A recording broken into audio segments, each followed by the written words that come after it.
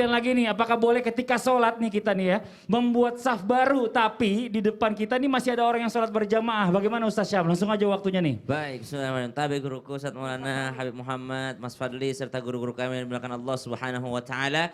Maka yang dimaksud di sini adalah boleh nggak kalau misalnya kita lihat nih, wah ternyata sholatnya udah rakaat terakhir, ya udah deh daripada saya nggak dapat apa-apa, mending saya berjamaah baru lagi sama teman-teman saya gitu.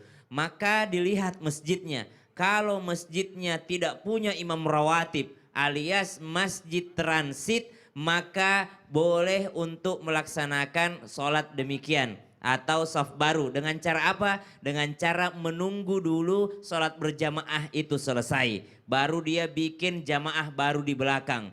Nah itu kalau masjidnya masjid transit. Maka kalau masjidnya bukan masjid transit dan ada imam rawatibnya, maka ulama sepakat haram membuat saf baru atau membuat jamaah baru. Dan ini saya rasakan sendiri waktu jadi imam di Masjid Kubah Mas. Karena di Masjid Kubah Mas itu banyak traveler, ya banyak turis gitu ya. Mereka itu masing-masing datang jamaah membawa ustadznya masing-masing di busnya. Kita lagi sholat asar, mereka sholat di belakang sholat jamaah. Maka subhanallah sebaiknya ini ikut dengan imam yang ada karena ada imam rawatibnya. Dia ikut. Kenapa? Karena ulama sepakat haram membuat saf baru ketika masih ada berjamaah yang berlangsung. Jadi jawabannya simpel. Tidak boleh melaksanakan sholat jamaah yang baru. Nah, kemudian ada pertanyaan. Bagaimana Ustaz ternyata imamnya udah hampir salam. Ternyata imamnya udah hampir salam. Telat banget nih datangnya.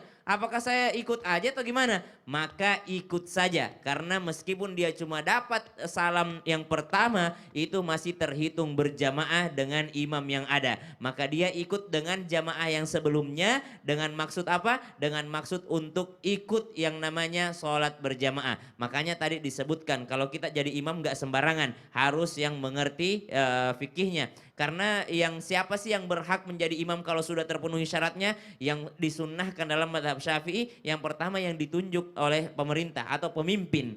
Ya pemimpin itulah, karena dahulu itu tidak ada perbedaan antara pemimpin agama dengan pemimpin negara. Jadi yang paling berhak untuk menjadi imam itu adalah yang memimpin daerah tersebut, pemimpin. Tidak ada pemimpin maka pakai imam rawatib. Siapa imam rawatib? Yang disepakati. Nah ini terkadang kita jarang untuk memperhatikan ini. Kita kadang baru bermasalah kalau masjid itu sudah dikuasai dengan aliran-aliran tertentu. Baru kita bilang kok dia menguasai padahal ada orang di sini. Kenapa? Karena tidak memperhatikan siapa yang menjadi imam rawatib tersebut. Maka selanjutnya siapa mereka? Mereka yang paling mengerti ilmu fikih. Kemudian setelah mengerti ilmu fikih, yang paling bagus bacaannya, yang paling bagus hafalannya. Bahkan yang syarat selanjutnya kesunahannya siapa? Adalah mereka yang paling bagus pakaiannya. Pakaian dan bersih badannya. Allah. Subhanallah. Luar biasa. Ustaz Syam terima kasih banyak atas Sama-sama, Mas penjelasannya Fadli. ya. Walaupun waktunya mepet tapi kita akan terus nih kejar ya insya Allah ya.